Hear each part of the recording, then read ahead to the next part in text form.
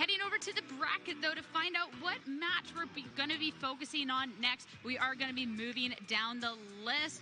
So it is going to be Calvin Foster going up against Paul Chua. In top 8, the pressure is mounting for both of these trainers. So seeing if you are Calvin, you know this is not going to be a very easy matchup. But as we were referencing those accomplishments that the trainers have had up to this point here, so Paul, definitely you would say the experience advantage would be heading over to Paul's side. Calvin does have the home field advantage, so who knows, that might slower paced and bulky Pokemon on Paul's, and you do potentially have the option to fake out the Zacian on this turn if you are Paul. The Intimidate has helped you because it has essentially neutralized that Intrepid Sword boost to your attack stat, bringing it back down to neutral. You can't fake out Calyrex, obviously, so you might have to take the turn with Porygon. If we saw actually yesterday, Sierra, when Porygon's on the field against a Calyrex Shadow Rider, it's not a great spot for Calvin because Porygon is a normal type,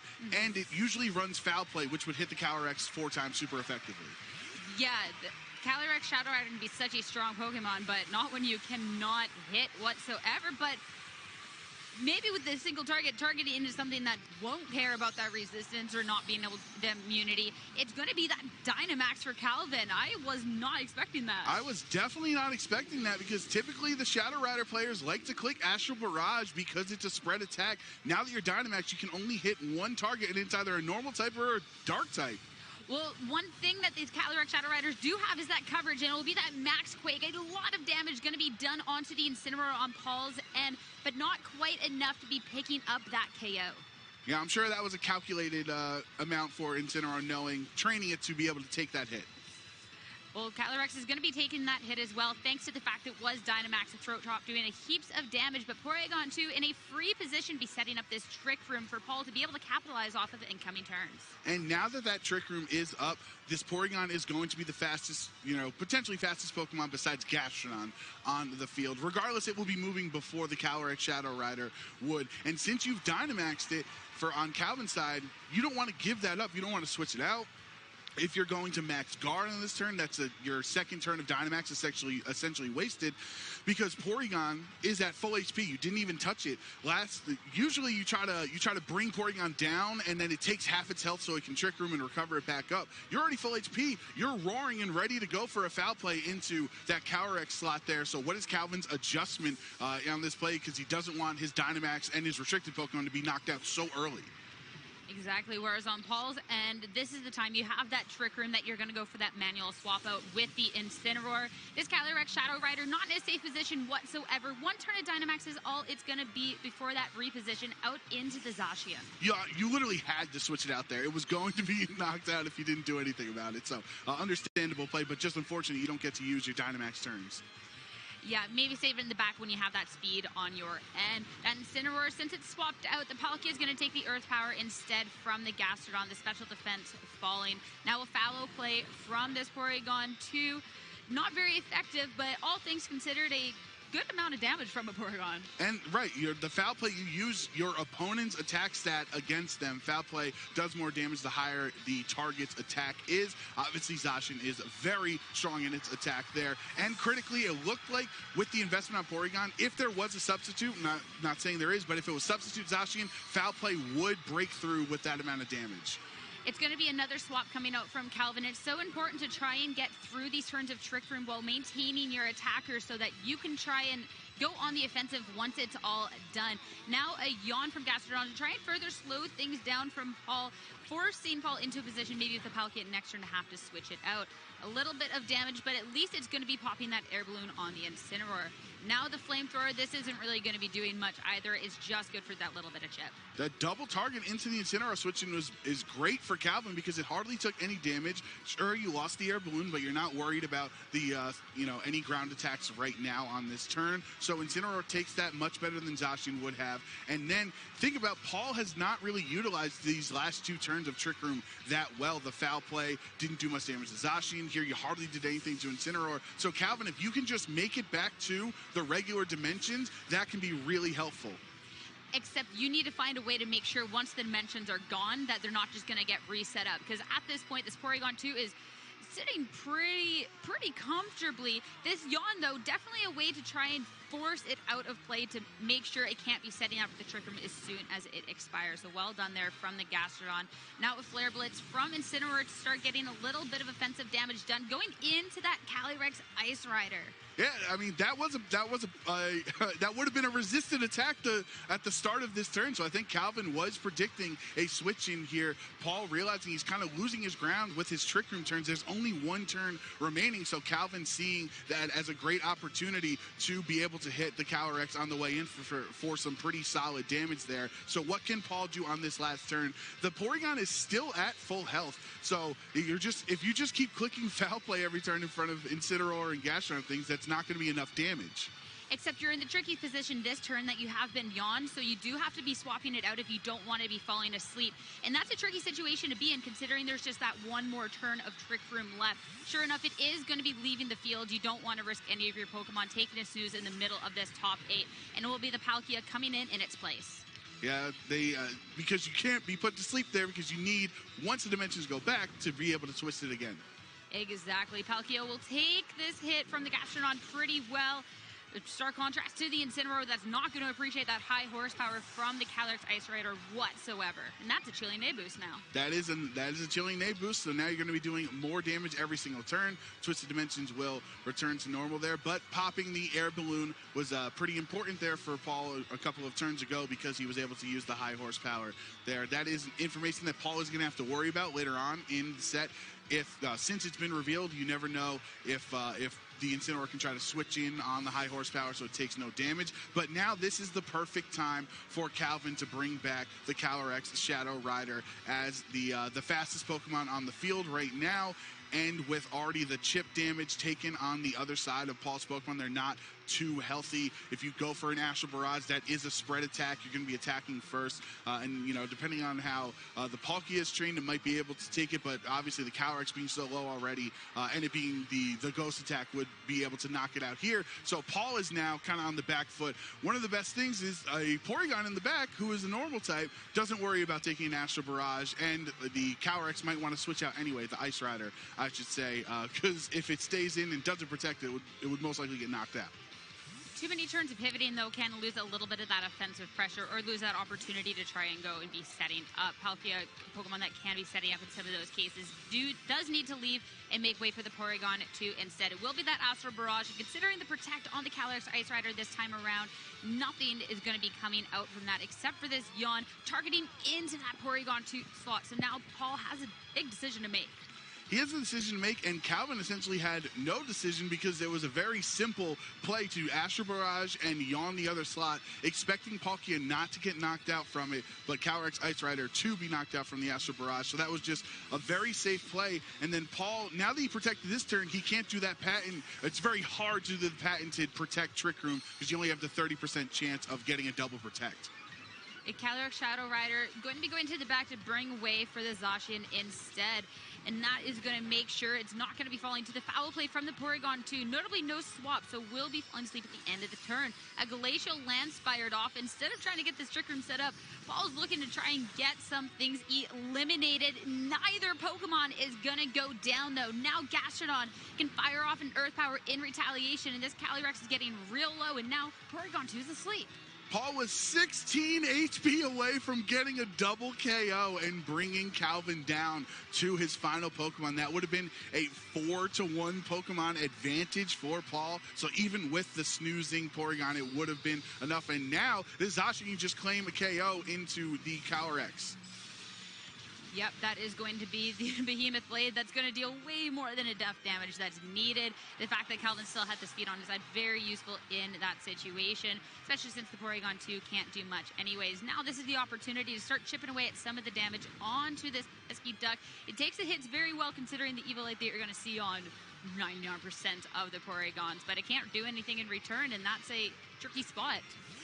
And I was expecting the Incineroar to come in to be able to intimidate the Zacian potentially there, but Paul deciding instead on this turn, opting to bring that Palkia back out. He still has not Dynamaxed yet, in this game here, in this game one. So this could be the option if you want to double the HP like we were talking about in team preview. Makes it so much harder for the Palkia to get knocked out. But you are sitting in front of a play rough Zacian potentially. It's obviously one of its most common moves since it is a fairy type, and you gain that same type attack bonus from clicking there into the Palkia. But Porygon's going to need to wake up here and get back into the battle, because if Paul is just going to stay asleep, every turn it's snoozing is a turn it's not clicking Trick Room or clicking the foul play to get rid of that last remaining 10 HP on Zacian.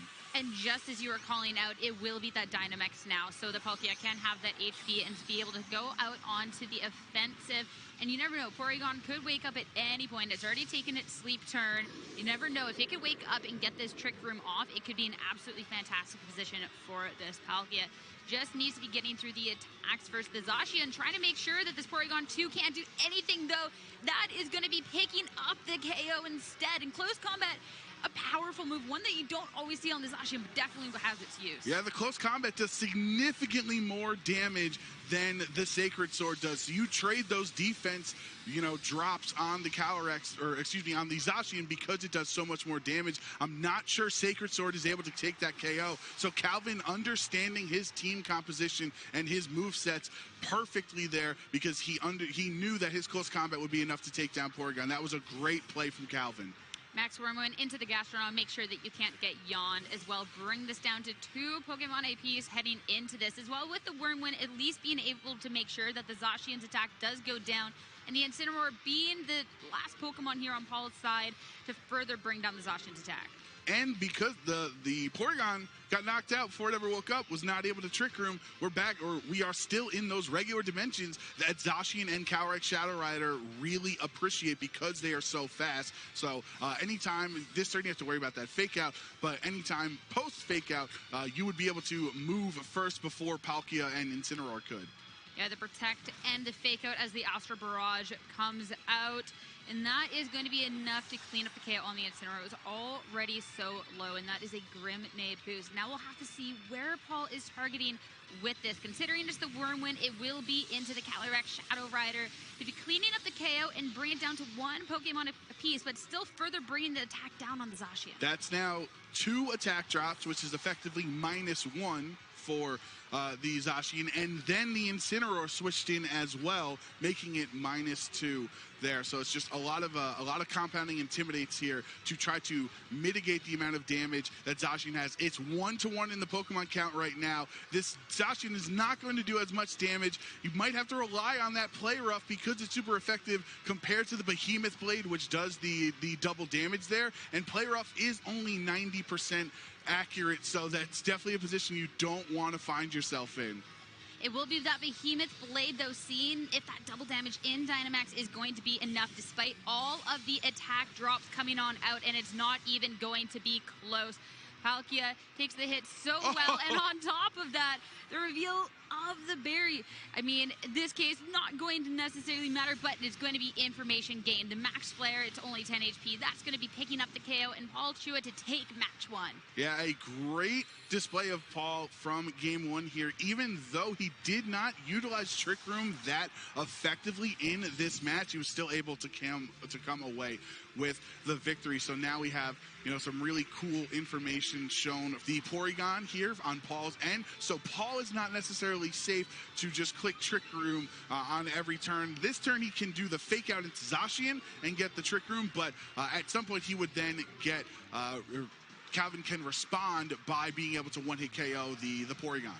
The Incineroar lead, though, from Paul to at least grab that Intimidate onto the Zacian to be bringing it down, as well as apply a bit of pressure with the Fake Out onto the Zacian, or being able to hit that Throat Chop onto the Calyrex Shadow. And as well with this Porygon, too, you're talking about the fact that it has to be respected, but sudden, you can swap things out. You're forcing the Zacian then to be lowering its defensive stat to where the Incineroar can make impact that way, and that's even if the Fake Out doesn't be coming on through, which is exactly what we're going to see here. So the Zacian's effectively not going to do anything, and the Astral Barrage is not really going to be doing too much either. Nothing into the Porygon, too, and we know how Incineroars take those hits. That actually did a lot more than I was anticipating. It did almost half of Incineroar's HP.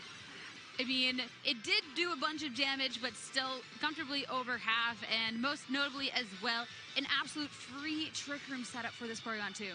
Yeah, you're not worried about it at all. And as you were mentioning, that Intimidate from the Incineroar could could prove critical in this situation, because does the neutral attack from Zacian on the close combat still get the knockout from full HP like it did on Porygon in the previous game? That's something that Paul obviously has to be aware of. And if Calvin, I was going to say, you have to get rid of the Calyrex 2 games in a row. It just is not the strongest lead option here, and you got to bring something else in. I believe, too, the Porygon 2 did have a little bit of chip, so even more up in the air on how that might have gone down. Now this Calyrex Shadow Rider, not safe at all considering the situation, has to swap out in lieu of this Incineroar. The foul play into the slot to make sure a huge punish is going to be going off if the Calyrex didn't swap out, and it will break the air balloon onto that Incineroar. Now a big Flare Blitz onto the Zacian, bringing it down real low. At least, though, it will get this opportunity to attack in the Behemoth Blade to see just how much it's going to do into the Incineroar. But the recoil and everything will be enough for this KO. The Incineroar took 2 resisted attacks this game and got knocked out by them because of that recoil damage from the Flare Blitz. So very interested to find out what this, how Paul has trained his Incineroar, if it's more offensively focused compared to those typical defenses we see from the Incineroar, because it took so much damage from those attacks. But now Calyrex Ice Rider is on the field with 3 turns of Trick Room remaining. This is a spot with the Zacian already under half of its HP that you can really be excited about, because the air balloon has been popped yet again. So if you wanted to hit, it is a tough spot, because Calyrex would like to target both of these Pokemon, but he can't. You'd like to hit the Stomping Tantrum into Incineroar, but then if you do that, leave Zacian potentially free to Behemoth Blade in retaliation. Or if you target down the Zacian to get your Chilling Neigh boost, then that leaves Incineroar to try to hit you back with either the Flare Blitz or potentially a Dark Attack that it would have access to. So even though Paul, this is the best spot for his Trick Room team, it's still not necessarily the safest. You need a little bit safer with the Incineroar swapping out. The Calyrex Shadow Rider coming back in. Make sure that you can have that Intimidate in the back to try and put a little bit of pressure and slow down this Calyrex a little bit. But that's not where this pivot's going to stop. It's going to be a double swap. The Gastrodon making this appearance yet again, something that does pretty well in this Trick Room. Now the Glacial Lance opting to be going for that instead of the high horsepower to hit both targets, and considering the swap's going to do so much damage. A foul play to follow up into the Gastrodon instead. If it caught the Calyrex, it could have been devastating, but Gastrodon will take that heaps better. Yeah, well, the Glacial Lance into Calyrex and Gastrodon, they took that much worse than the Incineroar and the Zacian would have, because that was a resisted attack onto both of those Pokemon there. So Calvin, a bit of a defensive turn that did not work out in his benefit, because there are still 2 turns of Trick Room remaining, and there's nothing stopping Paul from clicking Glacial Lance yet again, which would give you those Chilling Neigh boosts potentially on one of the slots. But Calyrex Shadow Rider is not known for its bulk, so who knows, maybe this next Glacial Lance could still knock out through Dynamax, but Calvin really has to hope it doesn't. Yeah, the Dynamax too. There's 2 Pokemon on Paul's end that can hit into it already. The double HP. And they're both faster because Trick Room's out. They're both going to be moving first. The Calyrex not having much at all. Now the Yawn coming out from this Gastrodon back into that Porygon 2 slot. But now here is where we're going to find out exactly the damage is going to be done. The pickup. The KO will be picked up onto the Gastrodon, bringing this Calyrex so low. But this Porygon 2 still has this chance to attack. The foul play, it is going to be enough. It was only 1 turn of Dynamax in game number 1, but it's 0 turns in game number 2. Yeah, I feel like Calvin really had Paul pinned there with Calyrex Ice Rider. When you had Incineroar Zacian on the field, if you double targeted it, he couldn't reliably KO both of them at the same time. So if he took down Zacian, you would have Incineroar to respond, and vice versa. If he knocked out the Incineroar, the Zacian would be able to Behemoth Blade into that slot. So instead, a double switch also, because you did no damage from either of your slots there. You took over half HP from both of your Pokemon on the switch-in, and then because of Trick Room, you just took over half yet again from the spread Glacial Lance there. So Paul with the 3-2 Pokemon advantage and 1 turn of Trick Room remaining here for his now double boosted Calyrex X Ice Rider. And completely in the driver's seat looking to make it into this top 4. I mean, look, the Zacian over on Calvin's end, less than half HP. It would be, I don't know. You do have Fake Out to stop this last turn of Trick Room if the Calyrex wants to try to go for an attack, and then so it's definitely a scary position here. But remember, he still hasn't even used Dynamax yet, Paul. So once the dimensions, I guess, or you could use it right now on this turn on your Calyrex. I mean, this is still going to do a bunch of damage anyway. That stops the Fake Out. It does. So this is your last turn. Well. You're faster now, and you're not going to get knocked out. Yeah, and making sure that you can try and secure one of these KOs, considering that you should have the Max Quake at your disposal to be able to do so. The Zacian just trying to make it through this turn and make it out of the Trick Room to try and get some damage is going to go for this Protect. No Fake Out, as the Incineroar has a different plan up its sleeve. The Max Quake now into the Zacian slot is going to bring it just down to 24 HP. Not being able to fully protect itself, and that's going to get a special defensive knock matter going into this. Now the Incineroar is going to be the Throat Chop hitting into the Palkia. That is a gigantic survive from the Zacian, only taking a quarter of the intended damage it was supposed to from the Max Quake, because now the speed has returned to normal. Zacian is the fastest Pokemon on the field, and if you ever target that Behemoth Blade into Calyrex, that will do double damage because of Behemoth Blade's ability in there, or description I should say, and you are also hitting it super effectively. So Paul kind of having to sacrifice his Calyrex to try to win this game. Yeah, as the Behemoth Blade comes out to hit into the Calyrex, it will be the one-hit KO in max. Super effective hit, that double damage, not going to stand a chance. There is still another Pokemon on Paul's side to deal some damage back in retaliation to try and pick up the KO. It'll be the Flamethrower coming out, and surely that is going to be grabbing this KO. Super effective hit. The critical just for that little bit of rubbing the salt in the wound. Now it's only Incineroar against the world. And this Incineroar obviously not having a way to super effectively hit the Palkia. So even if there wasn't the Porygon in the back, which obviously Paul still has access to, Paul having the potentially Hydro Pump or whatever water move he wants on the Palkia in this situation gives him the massive advantage against Incineroar. This Spatial Rend, you just got to be clicking the buttons now to end the game off the Incineroar. It's going to take the attacks pretty well, but is so much mileage to make up. The Throat Chops keep consistently adding more and more, and it's going to take another turn to be closing this out. And this is why Paul is one of the best players in the world, because he's not taking unnecessary risks. Spatial Rend, even though it will do less damage, will always connect. So you know, like we said, slow and steady wins the race, and Paul has won this race. And that is going to be a 2-0 to be moving on into top 4 for Paul Chua. Another accomplishment to add to the mile-long list.